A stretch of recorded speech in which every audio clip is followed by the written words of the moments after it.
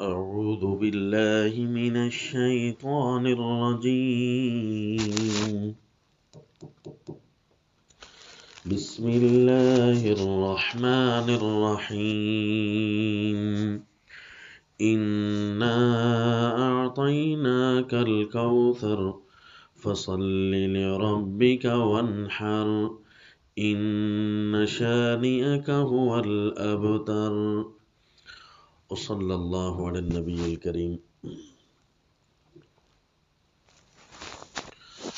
اس سورۃ الکوثر، اس کا تعارف ہے التکثیرات الالہیہ، اللہ تعالیٰ کی طرف سے نصیب ہونے والی کثرت۔ پچھلی سورت میں ان لوگوں کی تکذیب تھی جو دین کا لبادہ اوڑھ کر اور دین کی تکذیب اور دین کی توہین کے مرتکب ہیں، اور ان سب کا مطمع نظر مال و دولت تھی۔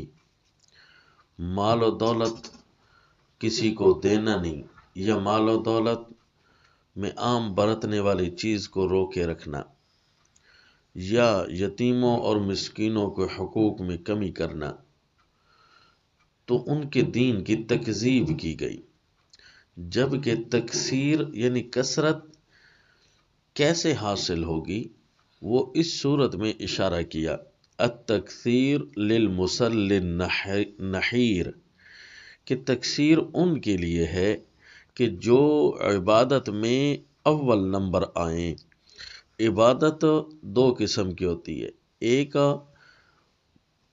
بدنی مالی، یعنی جو انسان کی جان سے روزمرہ کے امور میں تعلق رکھتی ہے،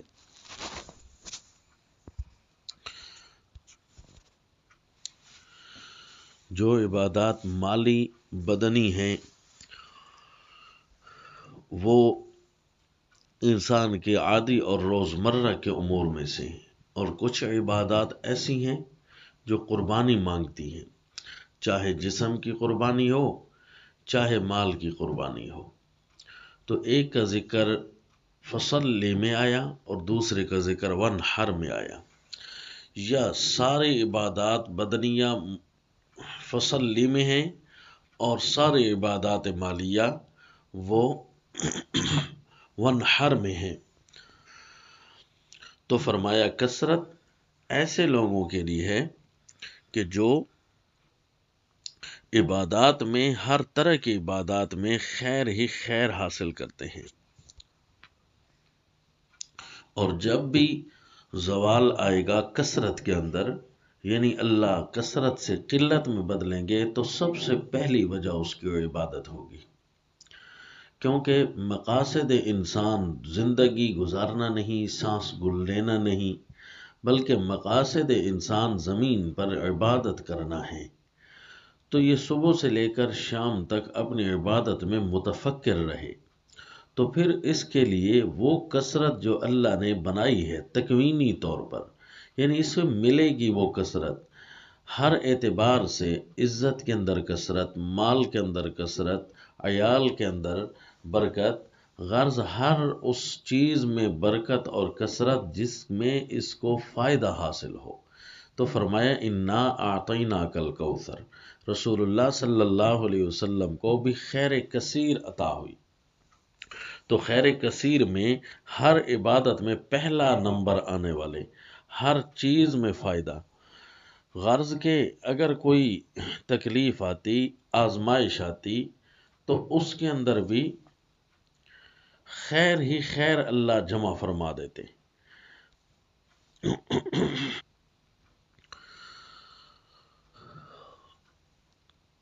رسول اللہ صلی اللہ علیہ وسلم کو نماز کا درس دیا، جبکہ آپ صلی اللہ علیہ وسلم کو نماز کی حالت یہ ہو جاتی کہ جب بھی کوئی گھبراہٹ والا امر آتا تو فوراً نماز کی طرف متوجہ ہو جاتے۔ اور ونحر میں قربانی کا بھی ذکر ہے، حتیٰ کہ اپنے بدن تک کی قربانی کہ اللہ کے نبی صلی اللہ علیہ وسلم جہاد میں شریک رہے، کتنے کچھ جہاد کیے، वनहर, اور کتنی کچھ قربانیاں کی، جانوروں کو ذبح کیا، اپنے جسم کو زخمی تک کرایا۔ یعنی اللہ کریم عبادات میں پہلا نمبر مانگتے ہیں، کیونکہ ہمارے مقاصد میں عبادت ہے۔ جیسے ہی بندہ دوسری افکار میں متوجہ ہوتا ہے یا دوسری چیزوں میں متوجہ ہوتا ہے تو پھر اس کا ایک نقصان تو ہوتا ہے کہ کثرت قلت میں بدلتی ہے،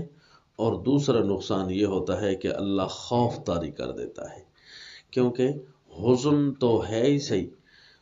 قلت کی وجہ سے، جبکہ خوف بھی آئے گا۔ ان نشانی اکہو الابتر کا اسی خوف کے جانے کی طرف اشارہ ہے کہ جب عبادات میں کثرت ہوگی تو اللہ کہیں سے بھی خوف میں مبتلا نہیں کرے گا، حتیٰ کہ جہاد جیسی عظیم عبادت جب پاس ہوتی ہے تو اس وقت بندہ دشمن پر ہر طرح سے حاوی ہوتا ہے، کوئی بھی دشمن مومن کو پھر للکار نہیں سکتا۔ تو ان نشانیہ کا هو الابتر، آپ کا دشمن ہی ناکام اور نامراد ہوگا، کیونکہ آپ کو اللہ نے جن مقاصد کے لیے بھیجا تھا وہ مقاصد آپ کے پورے ہوئے۔ غرض خوف اور غم ان چیزوں کو چھوڑنا یہ اللہ نے کثرت اور خیر کے اندر رکھ دیا ہے۔ تو کثرت اور خیر تب آئے گی کہ جب عبادات ہر طرح کی، اور بندہ سوچے کہ کس وقت کون سی عبادت میرے ذمہ ہے، تو اس نماز، روزہ، حج، زکوٰۃ ان ساروں میں اول نمبر اور سبقت حاصل کرنی ہے۔ انعام پانے میں بندہ یہ دعا کرے کہ میں سابقین میں شمار ہو جاؤں، والسابقون السابقون، اور عبادت کرنے میں پھر سابقین سے پیچھے نہیں رہنا، بلکہ سابق بالخیرات باذن اللہ، کہ وہ نیکیوں میں بھی بھاگ دوڑ کرنے والے ہوتے ہیں۔ تو یہ ہے اس سورۃ الکوثر کا تعارف، التکسیرات الالہیہ، وما علینا الا البلاغ۔